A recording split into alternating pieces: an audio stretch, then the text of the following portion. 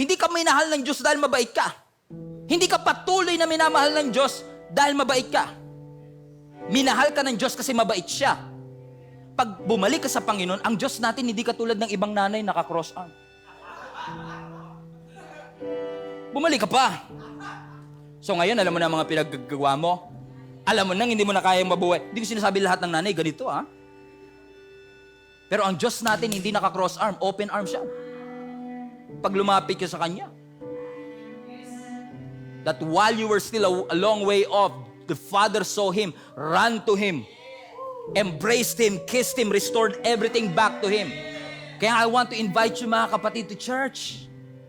Alam niyo, ang church is never for perfect people with perfect lives. Never ang Gia Kamanaba naging simbahan para sa mga perpektong tao. Sabi nga ni Jesus sa Mark chapter 2, ang mga healthy tao hindi kailangan ng doktor. So kung may sakit ka, hanapin mo doktor. Kung ang bahay mo nasusunog, tawagan mo bumbero. Kung makasalanan ka, huwag mong layuan yung nagpapatawad ng kasalanan. Kung may kasalanan ka, mas lalo mong lapitan ng Panginoon. Pastor, tatanggapin ba ako ng Panginoon? Yes. God is gracious to accept you just as you are. Pero yung nakagandaan ng grace ng Lord tatanggapin ka niya sa karumihan mo, pero hindi papayag ang Lord na marumi ka lagi. Babaguhin niya ang buhay mo, isasanctify ka ng ating Panginoon. God's love is an undeserved privilege na galing sa ating Panginoon. That is a kind of privilege, not a right, but a privilege na hindi mo deserve, hindi natin deserve, pero binigay pa rin ng Panginoon sa bawat isa sa atin.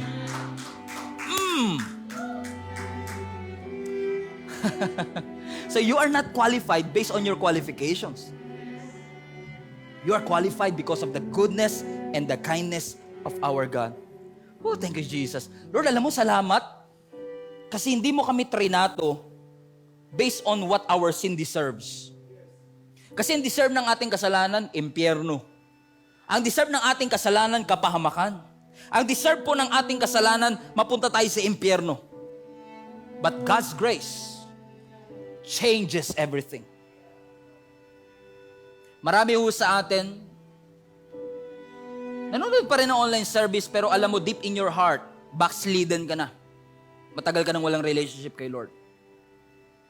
And I believe this is a story of many Christians nowadays. Na hindi tayo makabalik sa Panginoon kasi feeling natin hindi tayo qualified. Balik na lang ako sa dating buhay. We felt disqualified. Notorious ako sa kasalanan. Paulit-ulit ang aking ginagawa. Hindi na siguro ako mamahalin pa ng Panginoon. Hindi na siguro ako tatanggapin pa ng ating Panginoon. And just like the lost sheep, if a man has 100 sheep and one of them gets lost, anong gagawin ng shepherd? Hindi ba niya iiwan yung 99 sa wilderness para hanapin yung isang nawala? At kapag nakita niya yung isang nawala na yon, he will joyfully carry it home on his shoulders. That when he arrives, pagdating niya sa bahay, tatawagin niya ang kanyang mga kaibigan, ang kanyang mga kapitbahay, rejoice with me, because I have found my lost sheep. And in the same way, there is more joy in heaven over one lost sinner na nagrepent at bumalik kay Kristo over the 99 others who are righteous and haven't strayed away. Really? Iiwan ng shepherd yung 99 para sa isa? That's illogical. That's irrational. That doesn't make sense. Until that one lost sheep is you. Until you realize, galit na galit tayo sa isang tao na pinag-aaksayahan ng Panginoon. Hanggang ma-realize natin, what if ako na yun? What if ako yung hindi makalapit sa Kanya? And I thank the Lord for His grace and His mercy, because His grace changes everything.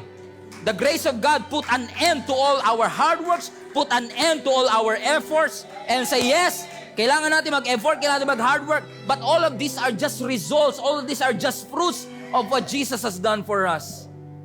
Nobody is too far para hindi ka maabot ng Panginoon. God is willing to touch you.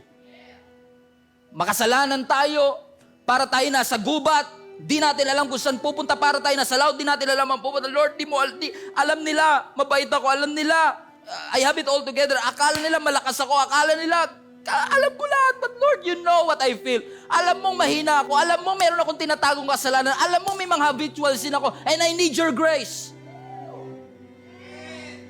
Lord, I'm lost. I don't know where to go. And in the midst of our lostness, Jesus came to the rescue. And God said, I am the way, I am the truth, and I am the life. No one comes to the Father except through me. So my friends, receive God's salvation. That salvation is not a goal. That salvation is not something that you have to achieve. It is a gift that you need to receive. And say, Lord, I receive that gift. Lord, I receive salvation. Lord, I receive forgiveness. Lord, for all the things that I've done, hindi ko deserve ang kapatawaran. That forgiveness and that salvation is not a goal to be achieved. It is a gift to be received. Tanggapin mo ang kapatawaran ng ating Panginoon. Tanggapin mo ang grace ng ating Panginoon. Tanggapin mo ang pagpapatawad ng Diyos, mga kapatid, and you will realize, oh, how good my God is.